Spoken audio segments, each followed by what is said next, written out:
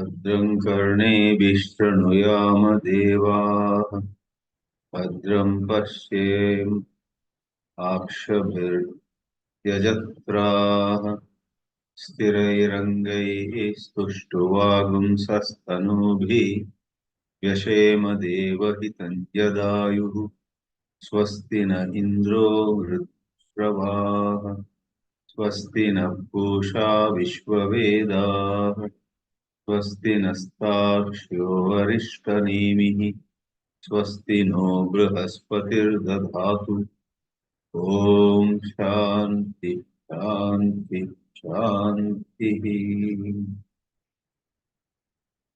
Last week in our 20th class, we had gone up to the 55th verse, where it was said, upon seeing Brahma, there is nothing else, nothing higher that remains to be seen. Upon realizing one's nature as Brahma, there is no desire to become anybody. There is no rebirth either. Upon knowing Brahma, there is nothing else to be known. Such is the nature of Brahma. Please know Brahma or Brahman to be as such. Continuing, there are two more verses where the last quarter says, know Brahma to be of such nature. Tad Brahma iti avadharayet. So 56 goes, Tiryagurdhvamadha purnam sachidanandamadvayam anantam nityamekam yat tad brahmetyavadharayet. Brahma is Tiryag, horizontally, go left, go west, go north, go east. Tiryag, horizontal. And if you think of the vertical scale, Brahma is Urdhvam, above. Brahma is Adaha, below too. To describe or to pinpoint any location in space, in mathematics they use coordinates, x, y, z coordinates. Or there is some cylindrical coordinates also. Radius in one direction, angle in another direction, and then vertical. R, theta, and z. And there is one spherical coordinate also, system of coordinates. In spherical coordinates, it's theta, one angle, phi, another angle, then of course radius. So no matter what coordinates you use, the idea is to be able to define any point in space. And Brahma is at any point, above or below or to the right or to the left, to the south or to the north, inside or outside, everywhere there is Brahma, and it has just one uniform nature. Sat, its existence. Chit, it is pure awareness or consciousness. Anandam, it's bliss. Who doesn't want the bliss? Advayam, there is nothing second to it. Anantam, infinite. Nityam, eternal, deathless, timeless. Ekam, it's one. We always add one without a second. Tad Brahma iti avadhati. A simple verse like this, which apparently has nothing new, it has all been said before, all the same, a simple verse like this can act as a wonderful support for us to withdraw our mind from this world of constant change. It's helpful for us to fix our mind in the divine truth and let go of worries, anxieties, especially the repeated worry. In life, there are issues that need to be sorted out, but that doesn't mean day and night you think about. There are some people who day and night think about a problem, and finally, when the opportunity comes, they don't act upon it. What a tragedy. Then, in contrast, there are some wise people who think about it, who have a plan A, who have a plan B. Then they deal with many other issues, or they pray, they meditate, they study, they listen to music, whatever, they take care of somebody. And when at the appointed hour action has to be taken, they do what they had planned, maybe a day before, maybe a week before, maybe a month before. They had thought over the whole issue and decided on a certain plan. If that fails, there is a plan B too. They are clear. Where is the need to think about it day in, day out, always lost in thoughts about that issue only, not enjoying life, not doing justice to other things in life? See what a tragedy our life will be if our mind is not guided properly. To bring the mind back, to anchor it in Brahma, is a great, refreshing experience. It can recenter us. We lose direction. We recenter ourselves, then set the direction again. Therefore, Tat Brahma iti avadhati. Aham Sat Asmi. I am pure existence. Aham Chit Asmi. Aham Ananda Asmi. Aham Advaya Asmi. Aham Nitya Asmi. I am eternal. I am infinite. I am one without a second. Each of them has profound significance, which comes to our mind if we have studied properly. Without studying properly, without regular study, one simply takes up āTMABODHA. Okay, what is said here? Ah, I am infinite. I don't believe in it. Somebody would say, I don't believe in it. Who cares for your belief? You don't believe. There are people who even now, I believe, don't believe that man ever landed upon the moon. Taking their tea, they say, hey, they say a man landed on the moon. This is all humbug. This is all made up. Nobody would go to the moon so far. How can he ever go? This is all America's tricky, ways of confusing, fooling the whole world, etc. So they say loudly, I don't believe that man landed upon the moon. Neil Armstrong and one or two others, they say, I don't believe. Who cares for your belief? We have gone through the matter. We have been keeping track. We have been studying, reading, listening, watching television. We got so many updates. It is completely verified, confirmed. Recently, even India sent successfully Chandrayaan 2 or 3, not with human being, but certain equipment flew through a rocket, landed there, went around, took some samples of the soil or the rocks upon the moon, sent back information about it. A great achievement, a shot in the arm for Indian scientists, for Indians as a rule. So, I am Ananta is not just some fancy statement. My essential being actually has no limitations.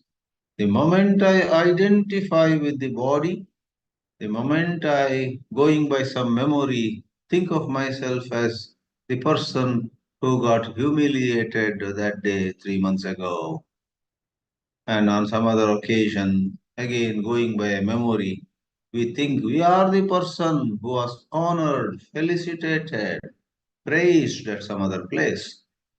We actually are neither of them. We are pure, unqualified, indescribable existence. So all these can be very helpful in Vedantic meditation.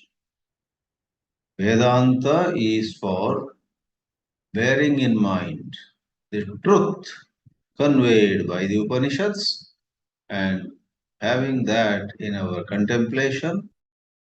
To me, but today he goes in a car and I walk with these old shoes. The mind, the mind will not stay with ordinary positive thinking. Vedanta gives you extraordinary, I won't call it positive thinking, extraordinary understanding where anything negative is dismissed for good. Atadvyavritti rupena. Don't have to become anybody, you don't have to possess anything, you don't have to impress anybody, which doesn't mean you live irresponsibly. No. You are sensitive, you are aware. But deep inside, you have a clarity about how you are Purna. You have that fullness, you are whole. The earlier verse had that. Tirya Gurdvam Adha Purnam. Purna means full, complete. Apurna means something left halfway, something which is less than full. Atadvyavritti rupena Vedantai Upanishadbhihi Lakshyate Advayam. The supreme non-dual truth is pointed out. Akhandanandamekam.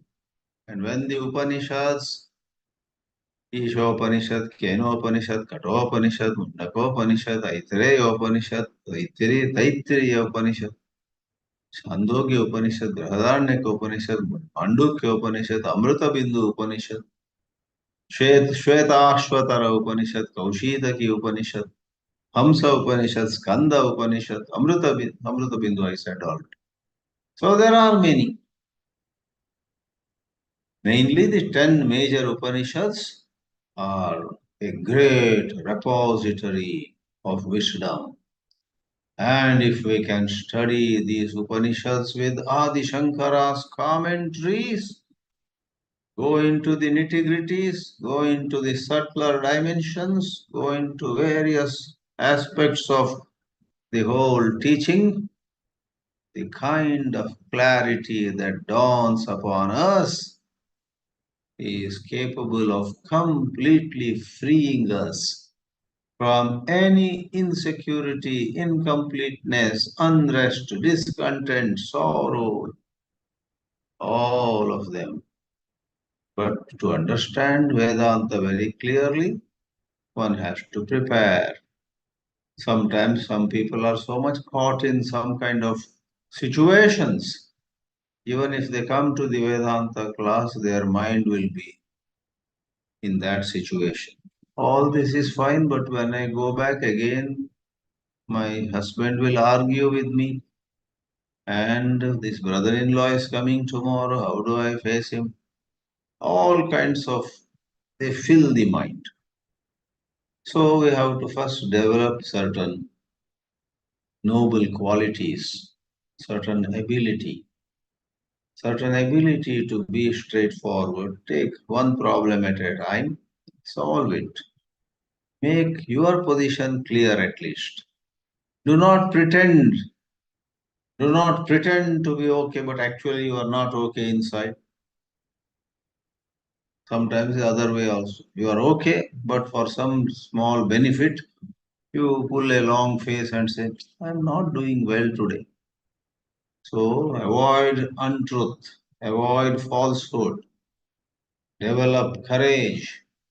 That is walking the path of dharma. By walking the path of dharma, one is prepared, one gets prepared for the flight into moksha. Dharma is the stepping stone to moksha. Tad Brahma iti avadharayet. Akhanda, unbroken, undivided, homogeneous. Third verse. Akhandananda rupasya tasyanandalavaśritaah brahmadyaah taratamyena bhavanti anandinokhilaah. With special focus on happiness. Akhanda Ananda, unbroken, undivided, non-heterogeneous, that means homogeneous Ananda, bliss. Wherever you are, wherever you go, no matter how people treat you, no matter what the temperature is, what the weather is, hundreds and hundreds of combinations of scenarios. In all of them, you will be able to be happy if you know who you truly are. Because all that description is not of reality. They are appearances. They seem to be so real. They seem to be solidly real. They seem to be, but they are not solidly real. In this way, there is bliss, that unbelievable unburdening. You let go of the burden. You have been carrying a weight upon your head, you put it down and you are relaxed. This egoism, this sense of individuality, various forms of self descriptions, when we pigeonhole ourselves, in this matter I am very good, but in that issue I am very poor. These are my strengths, those are my weaknesses. I have done a SWOT analysis, strengths, weaknesses, opportunities, threats. I have examined all of them. You know what? I have a long way to go. In this way, one says. That is all on a relative level, but if your Vedanta sadhana rises higher and higher, with due respect to those considerations that talk, you are able to go to that height where you are above everything else. Special focus here is on happiness. I remember in 1984, Swami Chinmayanandji roared on Vedanta, on āTMABODHA, the Saraswati Nilaya of Mumbai ashram. It was such a feast. The way he walked up to the hall, the way he took his seat. 84, he was quite mobile and quite agile. He would sit on a platform with legs crossed. One brahmachari Dinesh and I were handling the mic because we had some physics, some maths, some technical background. We were asked to, my God, Dinesh and I. There were two mics. Somebody had provided stand with two mics. We had put both these mics. Our idea was they should be facing Swamiji's mouth, but we were a little wrong in our calculation. When he came and in a royal style took his seat, he noticed that two microphones were not in front of his mouth. The two microphones were exactly in front of his two eyes. Oh, and Dinesh and I both noticed, oh, the mics are a little higher. We should have kept them a little lower. Swamiji held the rods at the tips of which those two mics were. The moment he grabbed the two rods, the microphone was on, amplifier was on, switches were on. That itself made a big sound. And then he pushed them down by about 4 inches so that both the microphones came right in front of his mouth. Did not look at us, did not scold us. If it were a few years before, I guess he would have yelled at us. But by 1984, Swamiji had already mellowed down a little bit. Otherwise, we hear stories how in the 60s, in the early 70s, he was so angry, not for selfish reasons, but if some arrangement is not done properly. If people are not doing their duty properly, he would get angry for right reasons, in the right measure, and next moment he would be laughing. Anyway, he put it down and there was a big sound. And thank God, Dinesh and I both were 26 or 27-year-old. Our hearts were very good. Otherwise, we would have collapsed. Heart attack. So later on, we were so careful. Anyway, in one of those lectures, on those days, maybe for a week or 10 days, he taught āTMABODHA. This shloka came. This shloka, where it is said that a tiny bit, a very small portion of the bliss of Brahma is enough to keep Indra, Brahma, and so many gods. In Sanatana Dharma, in Hinduism, there is one supreme God, but then there are so many divine personalities. They are not enlightened, they are not one with Brahma, but they are far advanced than us human beings. So Indra, Varuna, four-faced Brahma, they are the deities. So Brahmadhyaha Taratamyena, the shloka says, some are happier, some are less happy. Taratamya means gradation. Swamiji started explaining it and suddenly he went off somewhere.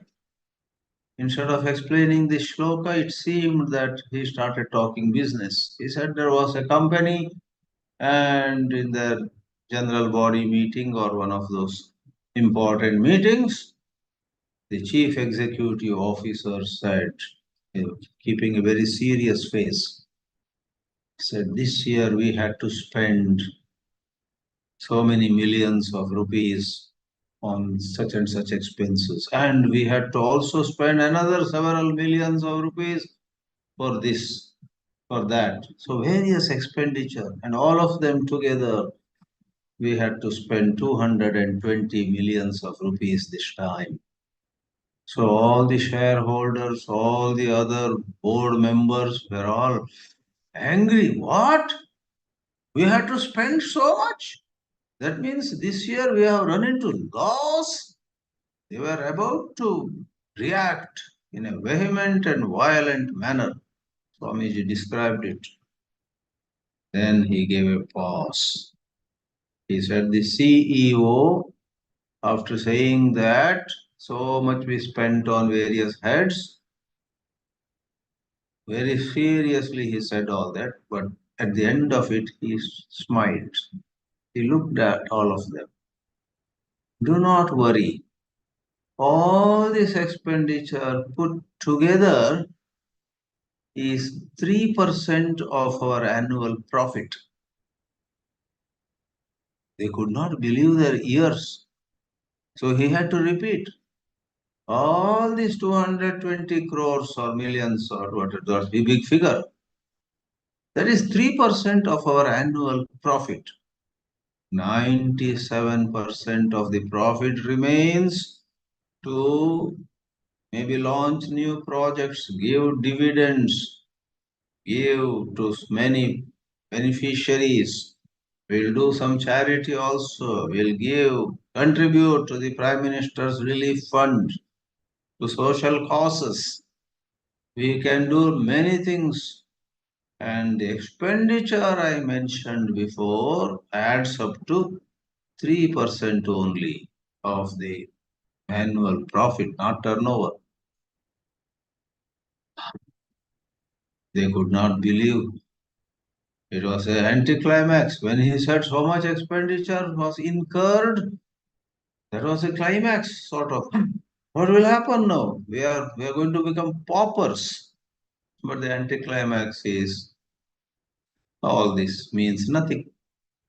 Giving that example, he said, Brahma, Chaturmukha Brahma, the four-faced Brahma, Indra, and many of them, they are regarded as very happy folks.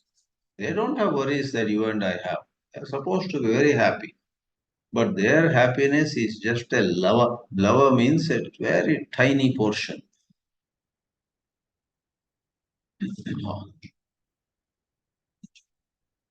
Brahmadhyaha Taratamyena.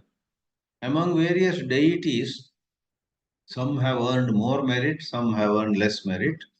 Accordingly, some get more happiness, some others get less. Whatever it is, put all of them together, it is Ananda Lava. Tasya Ananda Lava Ashritaha Brahmadhyaha Taratamyena Bhavanti Anandina Akhilaha. All of them. Akhilaha means Sarve. Sarvaha Devataha. Sarve Devaha. Anandina Bhavanti. Even after they enjoy so much, the bliss of Brahma remains. In the example, 97%, but actually it is Ananta. And you know the definition of Ananta or infinity. Subtract from infinity any quantity, again infinity remains. All of us have written the equation during our school or high school maths. Infinity minus infinity again equals infinity. That's how the famous Shanti mantra of Shukla Yajurveda, which appears in Brahadaranyaka Upanishad, in Ishavasya Upanishad, and maybe other places. Purnat Purnam Adaya Purnam Eva Vashishyate. Purnamadaha Purnamidam Purnat Purnamudachyate.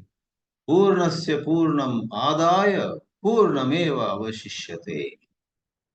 After taking out infinity also from infinity, there remains infinity. It is just, what do you call that? It doesn't expend itself. It cannot be exhausted. It is inexhaustible. It is inexhaustible. Thus, that's the bliss that we are missing by remaining egoistic, by for refusing to forgive, refusing to forget, by grinding our axe against somebody. I will teach her a lesson. I will ensure that they bite dust one day.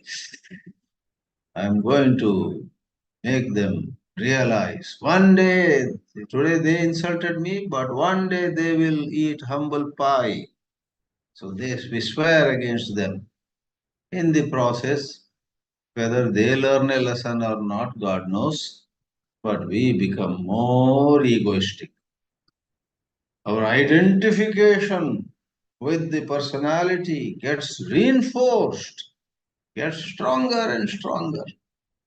Another day we want to meditate, I am Brahma. The same mind says, what Brahma you are? You are the person who was humiliated on April 4, and now in November 3, you have to retaliate. First do that, later on this Brahma, etc. can come. Your own mind will react.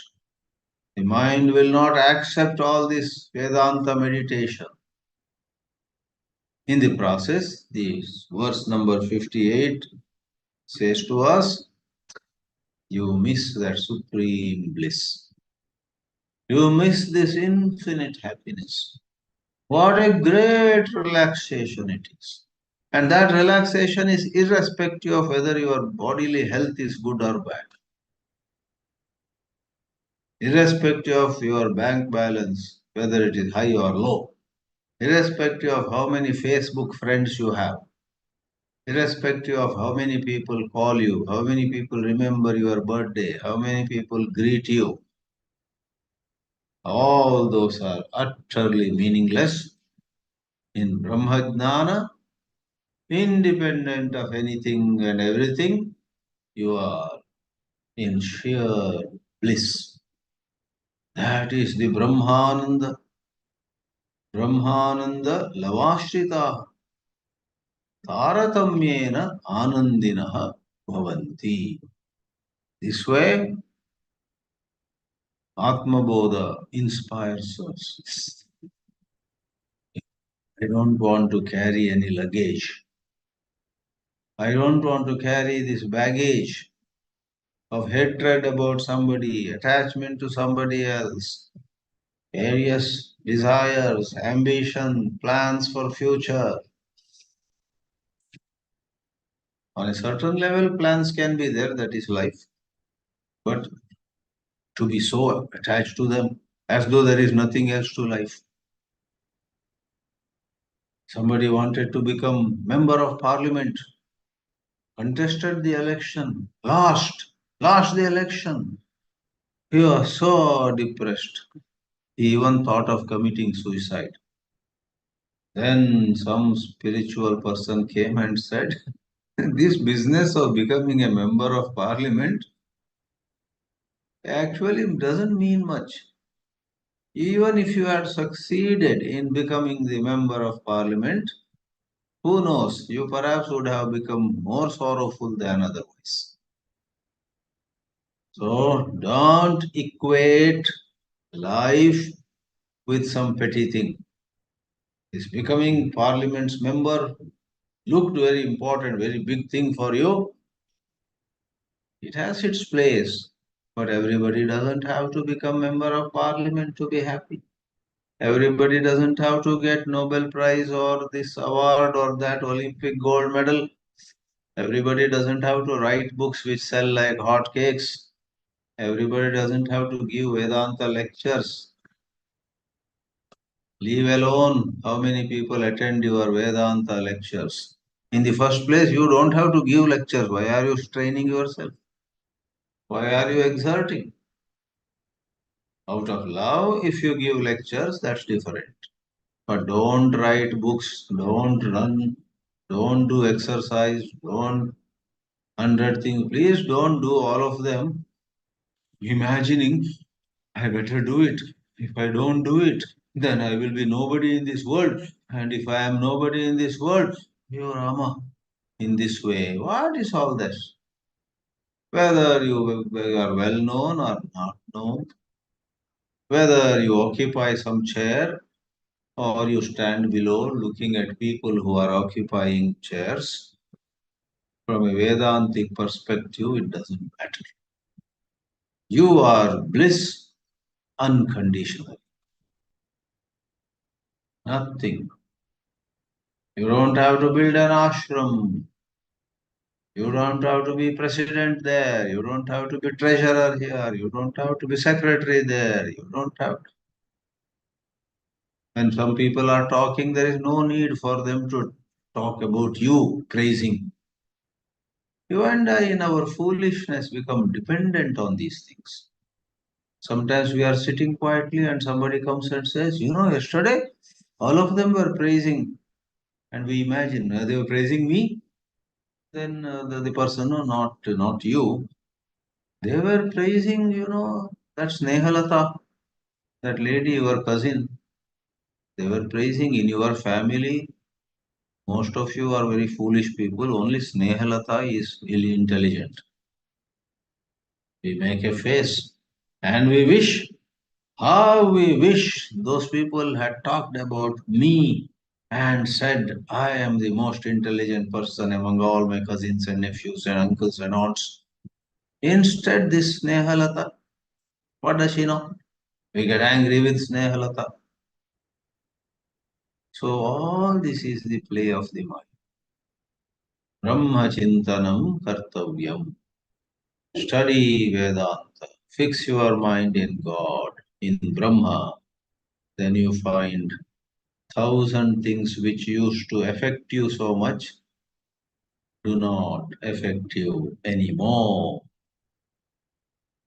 Namah Paramarashibhyo, Namah Paramarashibhyah.